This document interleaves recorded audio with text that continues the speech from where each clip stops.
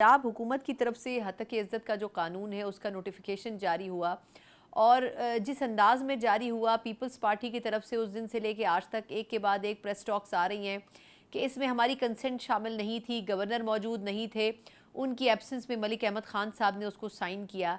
और जब आप उनसे बात करें तो वो ये कह रहे हैं कि हम इसके ऊपर बातचीत करना चाहते थे हुकूमत से भी और जो दूसरी तरफ के लोग हैं जो कि इस बिल के ऊपर एतराज़ कर रहे हैं।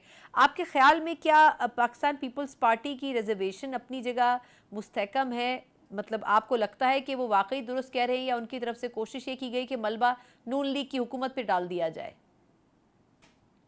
जी, अगर गलबा चाहिए तो मलबा भी लेना पड़ेगा, दोनों चीज़ें साथ-साथ चलती हैं। लेकिन पीपल्स पार्टी और हमारे मकासद एक हैं। हम्म। मकासद के हसूल के लिए जो रास्ता इख्तियार हम करते हैं, उस पे ज़रूर इख्तिलाफ हो सकता है, जिस तरह भी हुआ है। हम्म। देखिए, ये जो हद की इज़्ज़त का बिल है, ये एक इलाज तजवीज़ किया गया है।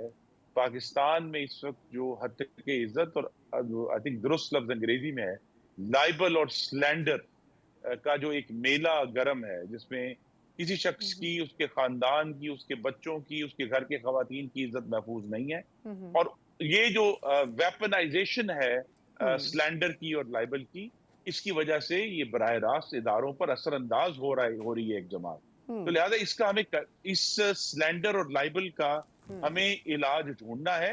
इस पर जरूर बहस कर लेंगे कि ये हद तक इज्जत का ये जो बिल है, ये इसका इलाज नहीं है, इसको बेहतर करें। उसके लिए हम हमेशा बातचीत के लिए तैयार हैं। ठीक। अच्छा, अभी आपने सर वज़ीर मुमलिकत का भी हवाला दिया तो उन्होंने भी एक रोज़ पहले एक स्टेटमेंट दिया। उन्होंने कहा कि आईएमएफ से जो मुज़ाकरात अभी हो रहे हैं बेहतर तरीके से हम इसमें आगे बढ़ रहे हैं, लेकिन उनकी तरफ से भी अभी कुछ हतमी नहीं कहा गया। आपके ख्याल में जब भी कभी आईएमएफ के मुआहदे का जिक्र होता है तो हम हमेशा डर जाते हैं, खौफजदा हो जाते हैं कि पता नहीं कितनी सख्त शराइत के साथ आईएमएफ पाकिस्तान से मुआहदा करेगा। आपके ख्याल में पाकिस्तान इस वक्त कितनी बैक फुट पर मौजूद है कि जो मुश्किल तरीन फैसले हैं वो इन एनी केस करने हैं? आपको लगता है कि कुछ निगोसिएशन या बारगेनिंग पोजीशन में पाकिस्तान जा सकता है, स्पेशली जो सैलरीड क्लास है उसको टैक्स नेटवर्क, उस पर मजीद टैक्सेस आयद करना और महंगाई को एक ख़ास सतह तक रखना, जो सब्सिडीज़ हैं उसका ना होना, तो क्या गवर्नमेंट इस पोजीशन में है कि कुछ बारगेनिंग कर सके? जी, अगर आप ठंडे दिल से तज्जिया करें तो हम्म। सबसे जो मुश्किल काम था, वो हुकूमत ने कर लिया है अल्हम्दुलिल्लाह, और अल्लाह हम्म। ताला ने भी इसमें मदद की है। और वो है महंगाई का तोड़। हम्म। महंगाई का 38% से 11.5% तक आना, और आने वाले दिनों में अगर ये इस पर स्टेबलाइज होता है, तो पाकिस्तान के बजट में इस वक्त सबसे बड़ी मद अंदरूनी कर्जों की वापसी है। और ये इतना बड़ा बहरान है कि ये अंदरूनी कर्जे की वापसी पाकिस्तान के दिफाई बजट का 4 गुना हो चुका है। हम्म। तो लिहाजा ये बहुत पाकिस्तान की आवाम को रिलीफ देने के लिए, डेवलपमेंट बजट के लिए ये सिंगल बिगेस्ट आइटम बन चुका है।